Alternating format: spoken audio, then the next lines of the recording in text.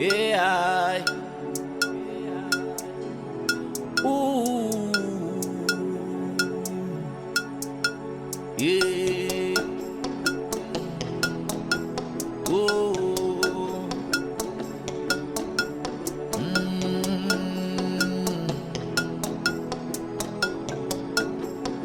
Weeping may endure for the night, but joy's gonna come in the morning. No matter what you're going through, there's light at the end of the tunnel.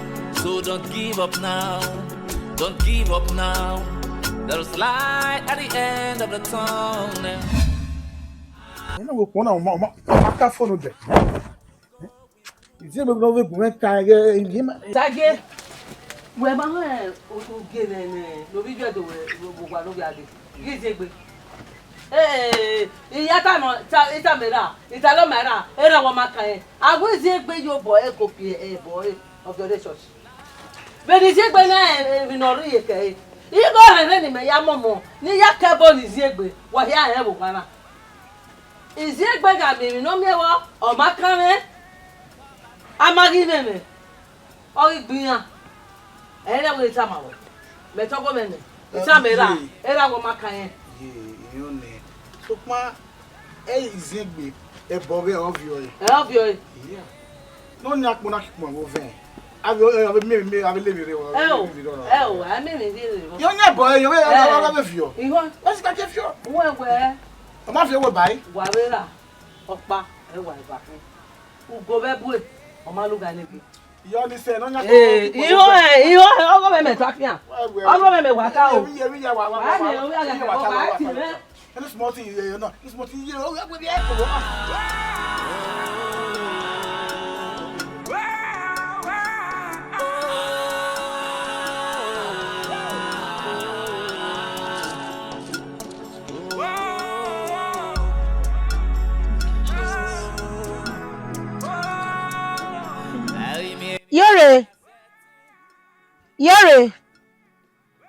Yore ba.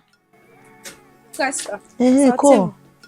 Ti we, wa te uwe mi a. Ite pokman bu yoko wa. Now, you would go agun me demire. Okay, sir. Wa ri uga me. Wa mi wete mere go. You know ya agun me demire. what the ah wa wona de agun me demire. wona hin no gwe na ki agwe ni gwe jo ya de nene mi Ije ye ti be jogo ma ja won. We ma gwe. we wo gwe we ari egi ah nuna na wota oto yo to sono Ije. inu gba me etamu gwe nu gere gbegbe wo kana hu Ije. He study. Uju awo gwe. Me demire. Uju awo gwe inu gba me ka ka mu gwe me ya gbu hi ma we gwe nu gere gbegbe ohun di wina nu gwe wina nu gwe na ti pagbe ya de nene ni obi o kan ohun na wo gwa pe o papa bi yoko wa e o we ti ewo do so pa ni ani ki amanya pa me o tere Ije he study Bible. Ena we no ogun me dere. lawa So we dey jun ni me study Bible. Ena we no ogun me ya dere.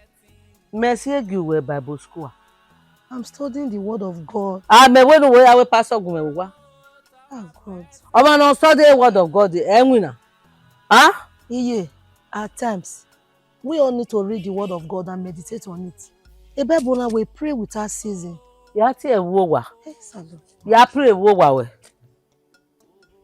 ya di sobo ma ro pa we gwa ya di sobo gbugbe ya di sobo ma we ya di sobo ma we wo me ni ta Erio naje, erio. Erio. gwa mama ebe no ki aje Ogoma di mano, ibe Ogwon wa ti awe no. Iga u me mi ana. ogo wa ti awe no E wo se bi me. biro gbiki ati e wa we no do no Je. wow wa me ba gbon ni ma na so lo o ni nyaga wo ni nyaga Je. wa me Ine mana. ana no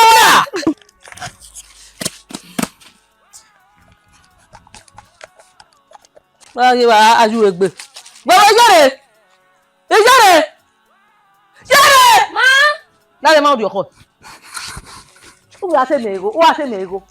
Who has me go here? Imaka kuli mawe. They better one. If me awe. Uzuo uja kwa. Get out of this place. Uwadiae me Nosatae.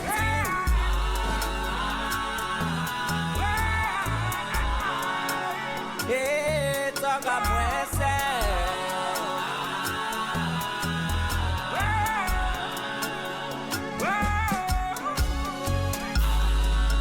Hey, that is a girl. Oh, body don't carry. Hey, Annie, baby. You man, I love you. Oh, my darling, you're both woman. You get a wine, enjoy it. Oh, yeah. Yo, we're both here. How are you? How was your journey today? You let me book beje. So you let me gbe one na. Ije me. O girl la one girl ta. Can keji. Uwadiae do drop your making it ready. Okay. Before that, Nigwali I trust you. No need yaka. Jela yona ya the pure water. Where's it? Where's it? Maybe. Where's it? Yomaye. Wako. Okay, baby. Bye. Baby.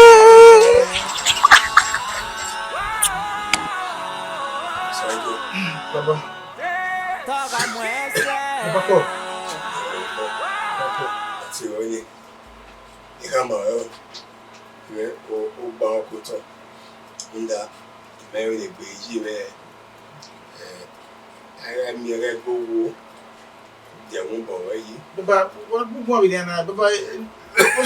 Bako. O ti are teme o de be make. Ame we iku e bo le. Very there. Ya go ti ge gbe na yi. Baba e de tabe yo mi ya ma gbe amogbe o samu gbera. Bako. Bako we ya go na wo we ju amu me. So I will let's play what we play. I don't know. Ni wo ya. You look at why you. Bako. Muni ni ya muri ya. Ko ya mu e ma be mu re te. Ko.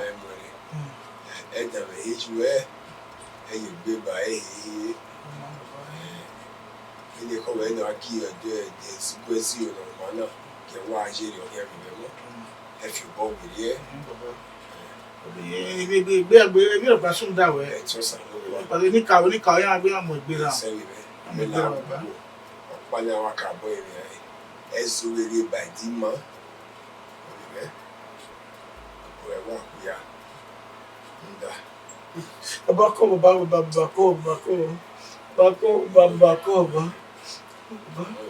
Malawi ma ba. Uwadiae me Nosatae.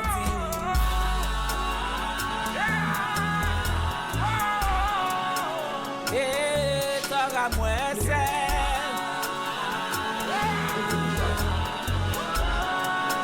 Uwadiae me Nosatae.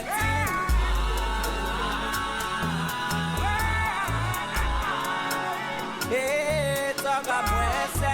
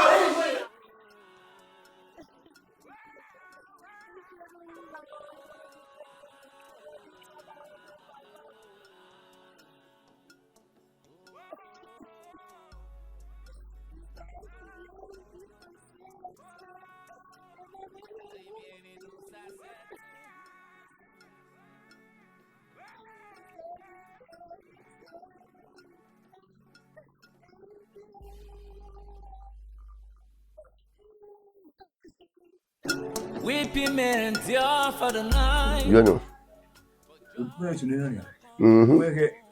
I can you. What your cagbe? Okagbe. What cagbe? Bawa na meru we ni ele wa ya mokagbe. Bawa na meru nda Okay, so go say so I bury boy. What's all good in the world cagbe? Ino nya me le wa ya mokagbe ya hotel. Ino nya me le ba ni. Imagine wa masem da yi wa la yi mo wa ya lu esu gboluku. Ya lu ya wa lu e na lo no wu ni kino do owo da eno. Ni go madano so wa lu e fe ko lu e. La di di di man. Many there, Macro Cavier. So, what we are we were going you, I was your one dino. Oh, I go over here. Where? I think my guy. Oh, no. Oh, one knee on my dawa, no. Money, Baba, to. I didn't money on my tongue. I feel like no, my your give information is. Wait, welcome. You're more. Yade ba oyo pa yati anita. Ye vano ogba collaborator. Ne ya ale bo wa we robo. Oti me ma gaye. Ibo wa bo. O ko me no wa. Oti ma no ayin o ko gba ma we no le wi wa ti me. Oti ma ne. Ah, ma ye me ya ta ma aye na nya. Oti ma ne o ma gbogbo ma igbe me. Le me ye me aragbon. E aragbon. O ko me le ya bo wa. Wi yen so bo me. Ata me so na. Ala ka mo oti ma we gege no. Swear you ko no ma ye o. Ama nya. So no we mo wa me for give ya o be egbeni na do won bo odo o be egbe na we afi wajo egbe ke na mo ka gbe ya ko ni lo so wa lu e awo ni mano yo mo ya eze nwi e o be ko no be kame no do wo ka gbe ya odo no pari awu ya school na ze ba ni o ameme wa de gbe no maro we no bere ilu e no ma gwa gwo we ka gbe we se won ni wa ye wa ba isu awun e ba ya omo we evon ha so emi so ni me emi just no so afọ ya we jamu na jo day and night emi ka emi wa emi ka mo we na emi wa ka mo we na ya tebe awu da de wa ron egbe e kilo to yo mo wa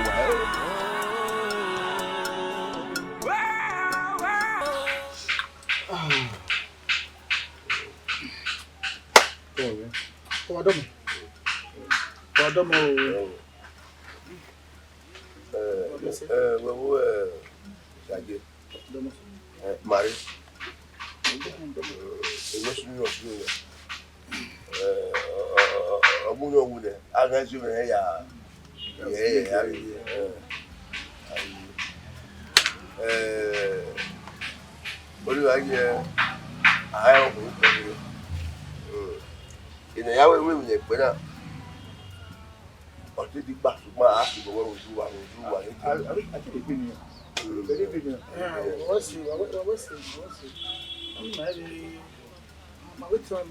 Why we say na? Mama no pe be ra ni. No re we to re. We see. Elisi ro. Ma ba ve iteme. Ma o di ma ko boku gbe. Ma ha wa ti ha we ma le gbe ni. Ni ri ma bo. Na do kamuwa. Abi teme ma su ku gbe ma zi yo. Ege pe wo to. We nya pe bi. Ma zi yo abi teme. We see. Lari wata. Baba iwo yan omodion. Eni na si ma ba. Yo gbere wa. Yo gbere wa, omodion yo gbere wa. Ino we. O wa so ku gbe wa ya we he. Iya, e wa emi tamata. Gburu e. Ono wo jibi je. Very sharp there. Well, sharp like egbe. Omodion, the couple of money you were born with na mi o ke ama. Na wa mu ya wa ya. The when you were born, when money you were born with on na mu na do. Na do ha ma we got the money. If you only have got the money. Yeah, wife with the mu. Money go ya we got it for money. If you have something. Don't we have to go anywhere. Aye. Me ta ba je pe ko to. Wa se ke we na se ke we to ri. Make. Natale. Aja mi yomo. Ani. Ya mi ya. Wo wa. Imi mama mi o be ye were. We aka do ya mi yomo. Me am yomo. Me am ya. Bo se be ro. Bo se be. Iji wa wo. Ya mi. Ya mi. Uwadiae ya. Iri we ari ke pitonya. Iko ni mai na kina ka half figo e. Jonure iko ni na ya do ya figo ni wa Allah wa bura. Ene me ke yi. Me atu wa. Oh Zegbe. So for the cry. Ona ni ai bie. Era take bari agwa mo ya fe ne se ro we era ba o te no ma yo to do we na prince we na go yari o ma ne gbe ya fe ma se mo na ta mo ko no yu ya no mo ni ogwa bi o ma wa ko ke ma ne gbe ya de we do for you ona na vie you can make it. There's light at the end of the tunnel, so don't give up now. Don't give up now. Waru le mi o se we o da o. We mi no so mi da mo. E baba wa wo, o ma esu zo lo pa. O ma 7 days. Abi fa black we wo. E wo ne ku wo ro ke ku ajo. Brother, when you are very very good, you o ma se mo ya ajo e. O ja wo e. No wo ne brother. Ya, mo ma gbe. Mo gbe a. Mo no wo. Mi ne ro wa na mo gbe. O ma ni ke ro wo wa yan yan gbe. Anita, wo lo we na e. O at least we have en wa here. Baba wa wo ma e papa yi lo ye mortuary. Ame mo yo to. O mo so wa lo e ne. E be yi wa na lawa. Wago modion ko. Uga modion. O wa uwe wudu. O ka lawa. O we ni lawa. O modion. O gele so obone. Iya owe baba. O ye ifo a. Mere kata. Iya e baba ma hu ne. A ni we ifo kana lawa. Wa we ni lawa. Mi a berere pa gbogbo na. Ruda imana rere pa. Wa mi me fo gbe. Hey, we come here for nena. Etu we ni lawa. Ni lawa, Anita lawa. Ije! Mi ami we fo gbe. Je! Mo we ki. Lare o, don't worry we are not you. Don't tell me when we were not you. Me mi we fo ne. Anita me. Me no sage. Omo dion. Wa mi e bokin na sage obi. Omo dion bokin. Je. E baba wa wu. Ama mo yo to. O ma gba lo pa ma gbe 7 days. O wu yen riwe, yan no se gegbe no mu. O ma e black na o ma e se e se me no lawa. Kini weti me ba. E no je. No lawa no ya ota. Wala wo. Akhi se ka no je na. E de te ta lo. Ugba wo ni. E weti yan ya mi wa. Ade ke lo bi. E tu we ke ro. We lo bi. Je. What do you tell you? Owo no akira. Anita. Owo no akira. Atu akira omodion. Akhi o e. Yedo. Hi. Why? I wait here, man.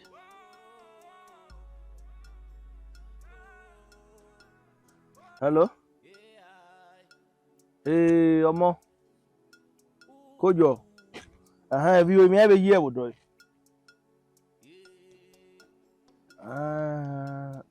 Uwadiae.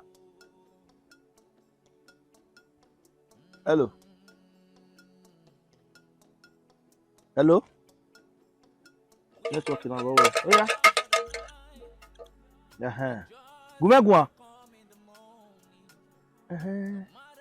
E gboda fun yan wi han yawe ya. Yan yawe you love. Yan wonu do ve ha o. E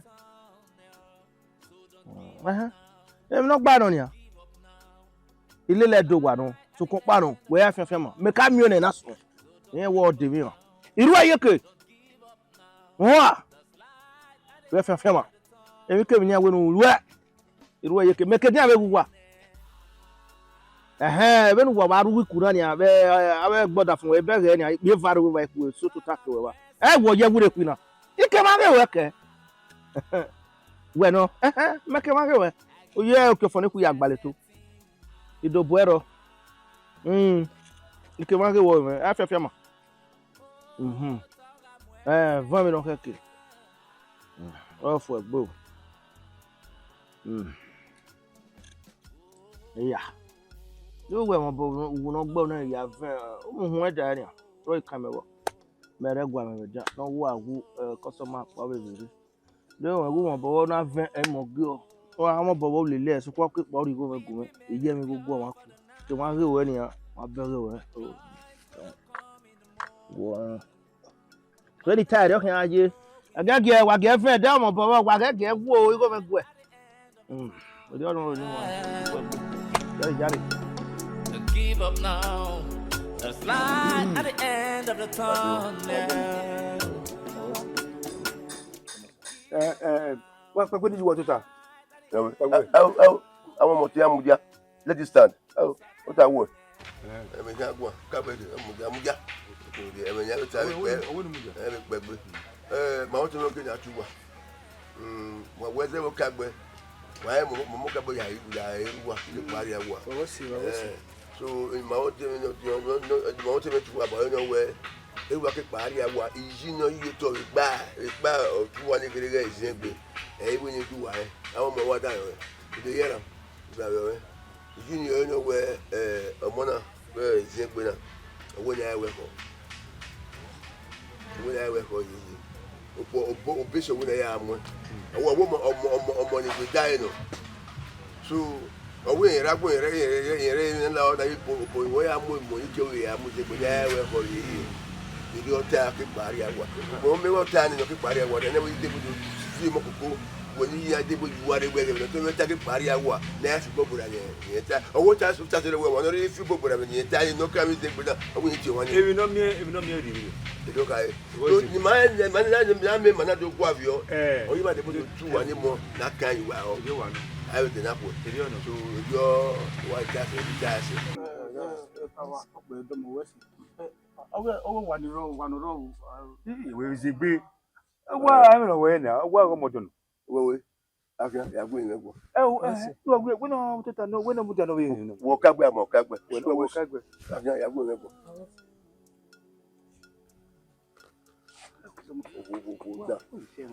Yeah, well, I'm more. I don't fear it. If I control what I know, I will manage to be I will you go. We will not record to a video. We know what we know what anyway, room is not free. You need to about you cut about you are like you are like what. You probably can carry them. No, yeah, well, we are that Tanya. We're moving to that way. If I were my boy, why when you wait? Of woman, back, Guavio. Why are you? Why are you at all? You will what? It's it will what? Okay, I will not run up one. I will go back to the one. Maggie, Baba. Original Baba. Where, oh. Where ya no woman. Jesus. Baba, oh Lord. According to your word, you say your battle belongs to you, Lord. Father, rise. In your mercy, Lord, arise and fight for me. Fight for me, Lord. I have no power of my own. Oh, Jesus. I am not alone. Father, never leave me, Lord. I am not alone. I am not alone. Lord, I am not alone in this, Lord. You are with me. I have no helper again, Lord. Father, you are my helper. I am helpless now, Lord. You are my helper. I come to you, Lord. I come to you. Father, you know my heart. You know I feel. Lord, arise for me, Lord. Arise and defend me. Arise. This is too much, Lord. You are my helper. Oh Lord, arise. Arise, Lord. I know you are there. I know you will not forsake me. What will I do, Lord? Lead me, Lord. Let your word be a light unto my path and a lamp unto my feet.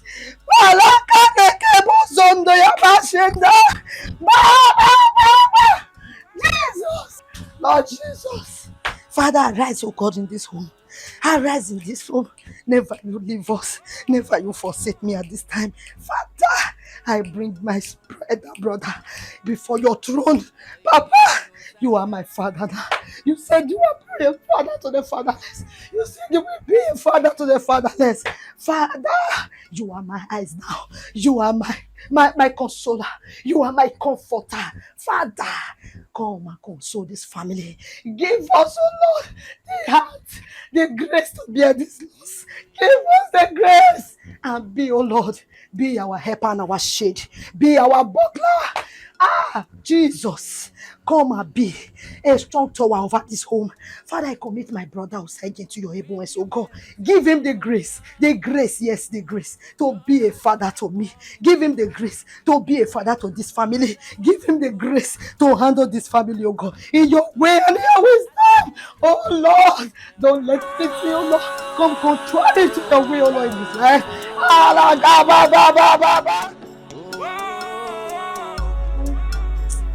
You have your man seen now. Bume ya o, mama bogbe kere. Okay, go. Ona hin question. What will you have? Or when you are hoy? A matter. Oh, yeah. I need someone to go away. No, to a setting belia. Oh, we are setting. You want mama we going to me with the Lario, mama me we any kind back your way or. Why ya tamu we nu ga yo pono e na hunana. Yo na ya tamu we nu ga yo pono be wona. O bo fi bi, wo bo we fo ai am lo bo. Who ga o na igbo. Aya, when we o tama we. Ni a ga du bi a ti. Dem ma teme no tie ni a ga du bi a ti na. Oya la ni ta rewen ni ta. O gba se ti me. O pe ni keke we wo wa na. Ndo sa lo boa. Igwa yo bo gbe ko e. Enu me da me le gbe o. E no. E na tu agba ni ta. E de gbe se ba ma o. Igwa ki o wo wa. O ma ni agi owu. Me na kwe ni nai. Me na kwe ni ni agi bo bu adia. Ni agi we bu mi adia. Ni agi we bu mi adia. Ya ge ni ta wo kwe. Wo pa o mu ni yare wa. Wo pa o wa lele ba pa. Ile ki o ma hu. Ibi dai ipolo mo pa. Ise yi ba de bawe. O de bawe. Mi na ge tu you know what that that's what I'm going to go. What be? You be me no agreement when a different boyfriend. Nene boyfriend we're not going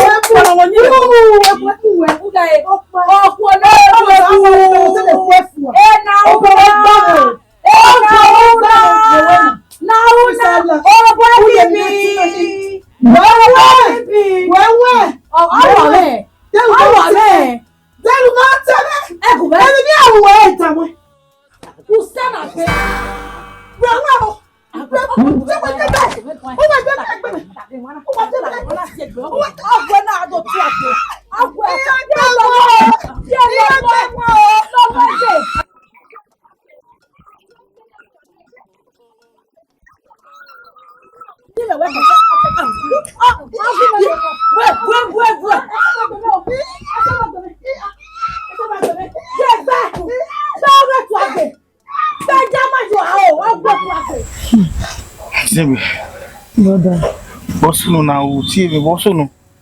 No, Regina. Ya when you cook my one. Yeah. Brother, nita vije ma igbe o ko me. Never say the progress of ma everyone. Ali ezo ali elele. Ya when ma. Oh, is it busy? It is the bonona. Mudia. Uwadiae yen we die na. O si gbe anywhere ni. Zie gbagbon. Azie gbagbon. Keni no sunu da ma bo. E gbagbon na azie gbe. We pania why die. When rie. Kino really kon rie. O ma segire ma. Anita vije wa jo jamais degbe a. Ni aga fi we die. When we yen we walk by all your body maybe or one. Even the Asia, when wherever na, ya be abeye ma ya be gba total ma be agbon ma be azio. O go ni o be are. Eh? Don't me take me wa be di bare. O be la ko be ran, e be di bai. So for we no jena. O kamene. Me mo go wana gume wa meri oyo to. Evi ya ma. O salo gba ga yo bo kan yon. La wo ndi gbono ya. O modion hin. Modion mo gu e gbono o jigbe. Evi ya ma. La wo. But say me no this your be me no ya wo me. Ekbebe we me. Me o me wo eja we esu ola wo ri on. We go sana. Wo yo wo ga me. Uwe tutu sawe o salugba yo bo kan ori on. Evi ya ma. O e gba wa pa ni a. We me ki a e. E ki ma gbon e. Omodion. Oh God. Oh, be worry. Stay with me. Stay with me, my sister. You won't work, I love you so much. Love you. Don't give up now.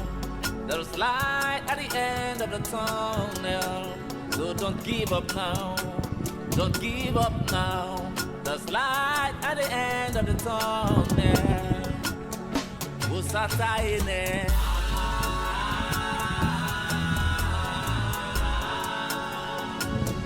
Para muese.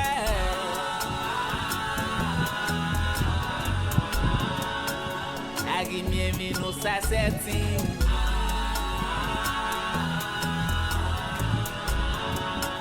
Oh, para muese.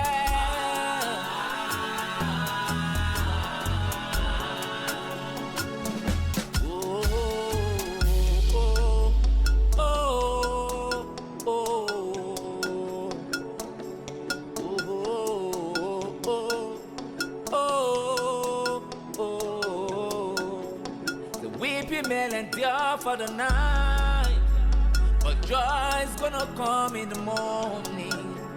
No matter what you're going through, there's light at the end of the tunnel. Don't give up now. There's light at the end of the tunnel. Don't give up now. There's light at the end of the tunnel. Nosatae.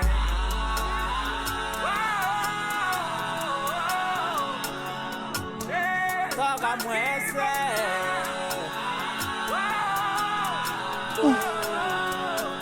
Agimie Nosatae.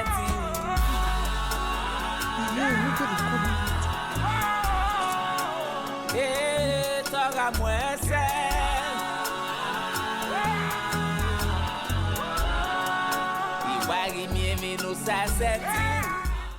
Hello. Yo, Amanda. Alpha. Call. Oh, I did. I'm a bagua. Urowa. Oh, it's a dear wow. Ya can't be now. Okay, I'm akwe. Ọma na akwe a megbere akwe. Ọma na wa eko aba. Ya wa wo me. Ya kai bi na. Bi ya wa wo me.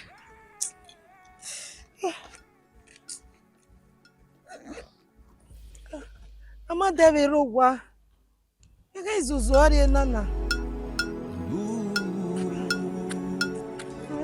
Yeah.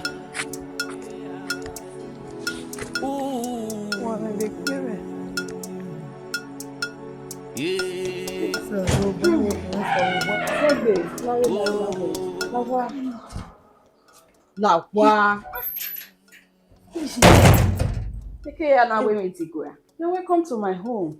Amanda. Where was it? This is my house. Tota.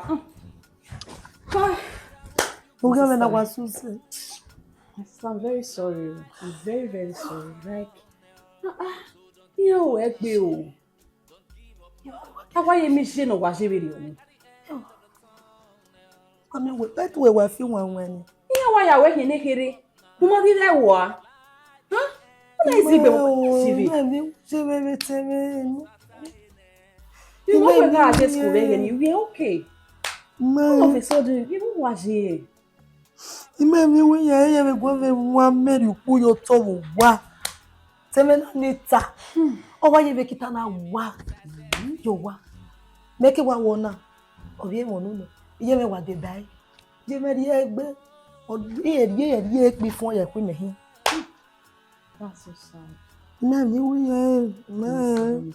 You know me wa do go e bi ana wa do. Easy. Cause I no go away. I me akin is igbe muke nka. Just take it as long as we me men na. Hey. You're okay. Emi ya ma. Mommy we. Emi ya fi were na. Wo ye mu pa be keni me. So. You will vu. I remember my sister. Give me. Iyan ni mo jun. Now give up na lose o. My sister go make any get the very kitchen again when. Yeah, you me ati. Relax o. Just relax. One day is there. Go wa. Na only say. Me dey very good. Mother, where see we go? Wala. Where see? You're welcome. You might take any video, make any kid there. You might say, well, you are. Don't know what to do again.